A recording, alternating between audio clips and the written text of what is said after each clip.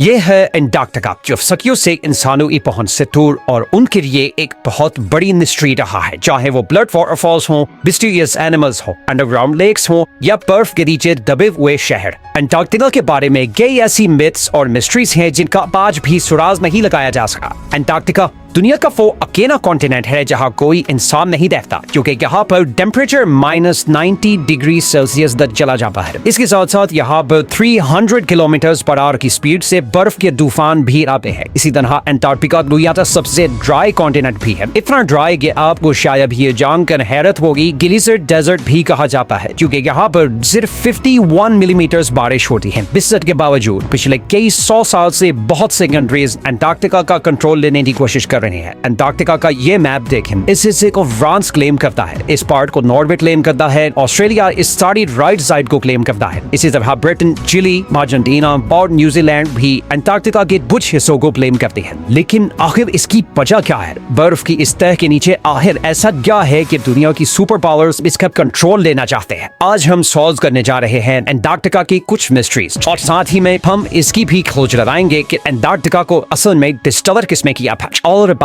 हम ये भी देखेंगे कि इस बर्फ के नीचे बाहर ऐसे क्या राज छुपे हैं जिन्हें दुनिया की सुपर पावर्स जानती हैं और बेसिकली वो अंटार्कटिका का कंट्रोल देना चाहते हैं।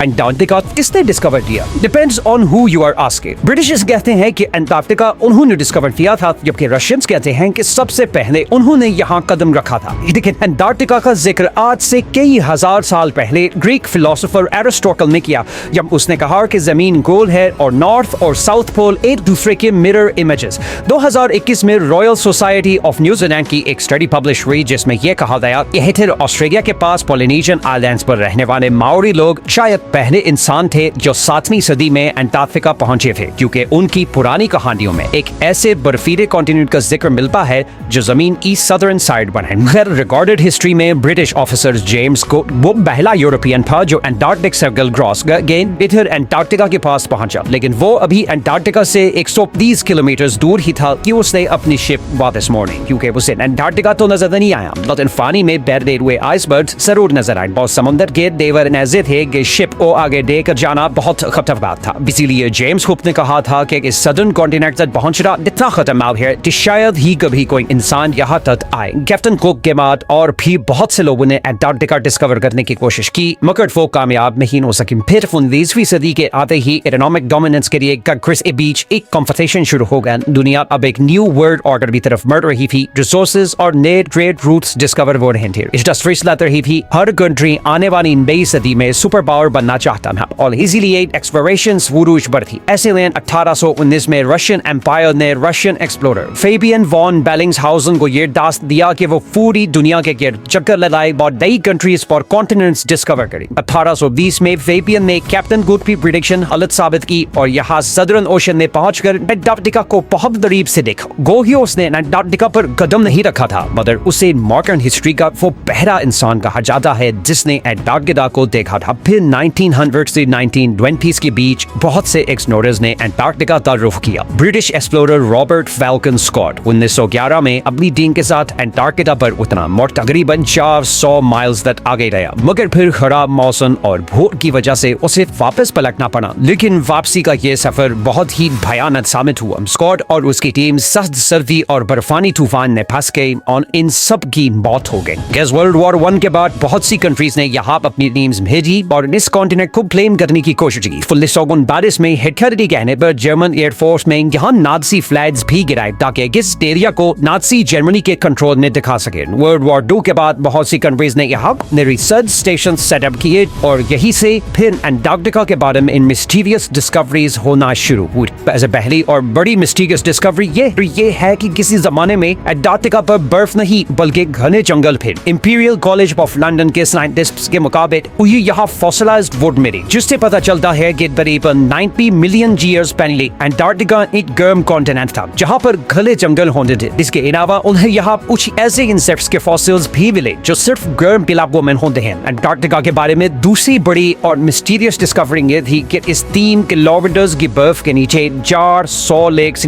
का अपना ही इकोसिस्टम है। यहाँ पर ऐसे समुद्री जानवर हैं जो पूरी दुनिया में कहीं नहीं होते, जैसे ये बड़े बड़े स्पाइडर्स और सी थ्रू जेनिटल। लिटलिश। ये बर्फ के नीचे एक अनोखी दुनिया है। इसी तरह एंटार्क्टिका पर एक और चीज जिसने बहुत से एक्सप्लोरर्स को बहुत सालों तक पजल किए रखा, वो ये खूनी चश्मे हैं। मैकमर्डो की वैली में ये वाटरफॉल ऐसे है जैसे बर्फ से खून निकल रहा हो। मगर हाल ही में साइंटिस्ट्स ने ये डिस्कवरी की है कि इस वाटरफॉल का सोल रन इसलिए है क्योंकि इस चश्मे को एक बहुत ही सौरपी लेक से पानी आता था, जिस पर अब कई 100 फुट बर्फ पड़ चुकी और वो लेक एटमॉस्फेयर से बिल्कुल कट ऑफ है। इस पानी में बहुत ज्यादा आयरन है और इसीलिए जब ये पानी चश्मे में आता है तो ऑक्सीजन और धूप की वजह से पानी में मौजूद आयरन ऑक्सीडाइज होता है और उसका बिल्कुल जम जैसा कलर हो जाता है। एंटार्क्टिका के बारे में भी सबसे बड़ी मिस्ट्री और कॉन्स्पिरेसी ये है कि इस बर्फ के नीचे कोई एंशिएंट सिविलाइजेशन है। बहुत से लोगों ने ये क्लेम किया है कि यहाँ पर एवियन स्पेसशिप्स भी देखी गई हैं। 2016 में गूगल अर्थ पर एंटार्क्टिका में बहुत सी अनयूजुअल एक्टिविटीज रिकॉर्ड की गई हैं। कॉन्स्पिरेसी थ्योरिस्ट्स जहां इन्हें एलियन यूएफओस कहते रहे, वही बहुत से पॉलिटिकल एक्सपर्ट्स के नजदीक ये अमेरिका और दूसरे कंट्रीज के सीक्रेट एयर ऑपरेशंस हैं जो वो एंटार्क्टिका में कर रहे हैं। और यही पर आका है एंटार्क्टिका का वो हिडन पॉलिटिकल फ्रंट जिससे बहुत कम लोग अवेयर हैं। जहां बाकी पूरी दुनिया दूसरे जियोपॉलिटिकल इश्यूज में उलझी हुई है, वही अमेरिका, चाइना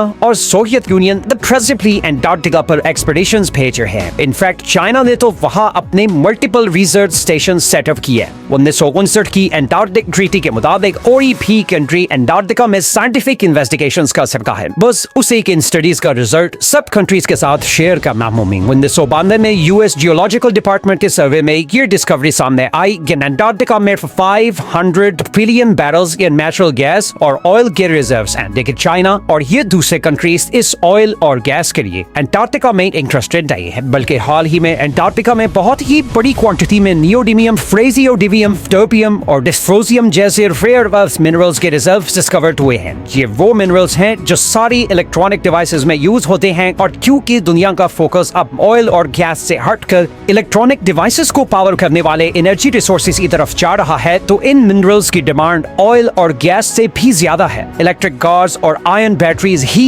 अब फ्यूचर है और फ्यूचर को कंट्रोल करने की ही इन सुपर पावर्स को एंटार्क्टिका की बर्फ और तूफानों में ले आई है। एंटार्क्टिका की लास्ट मिस्टीरियस डिस्कवरी ये सदर्न ओशन है। दुनिया के खतरनाक तरीन समुद्रों में सदर्न ओशन का नाम आता है। हमारी दुनिया का क्लाइमेट और वाटर सप्लाई ये सदर्न ओशन ही कंट्रोल करता है, क्योंकि ये अटलांटिक और पैसिफिक ओशन के साथ भी मिलता है। साइंटिस्ट्स के मुताबिक दुनिया का 15% carbon emission southern ocean absorb करता है और ग्लोबल वार्मिंग के साथ साथ इस ओशन की इंपॉर्टेंस बढ़ती जा रही है, क्योंकि यहाँ पर जमी हुई बर्फ पिघल रही है और बर्फ के पिघलने से बहुत से खजाने अब बाहर आ रहे हैं, जिन समुद्रों में कभी इंसान जाने का सोच भी नहीं सकते थे। बहुत जल्द वो इंपॉर्टेंट ट्रेड रूट्स बनने वाले हैं। एंटार्क्टिका पर अब भी बहुत सी स्टडीज चल रही है और हु नोज आने वाले टाइम में और क्या मिस्टीरियस चीजें एंटार्क्टिका के बारे में डिस्कवर होंगे। ये है वो स्टार सोर्सेज जहां से हमने इस वीडियो के इंगेजमेंट सर्च किया। अगर आपको इस बना के टॉपिक्स पसंद हैं तो नीचे कमेंट्स में जरूर बताएं। मिलते हैं नेक्स्ट वीडियो में एक और इंटरेस्टिंग टॉपिक के साथ। अब ख्याल रखें। अल्लाह हाफिज।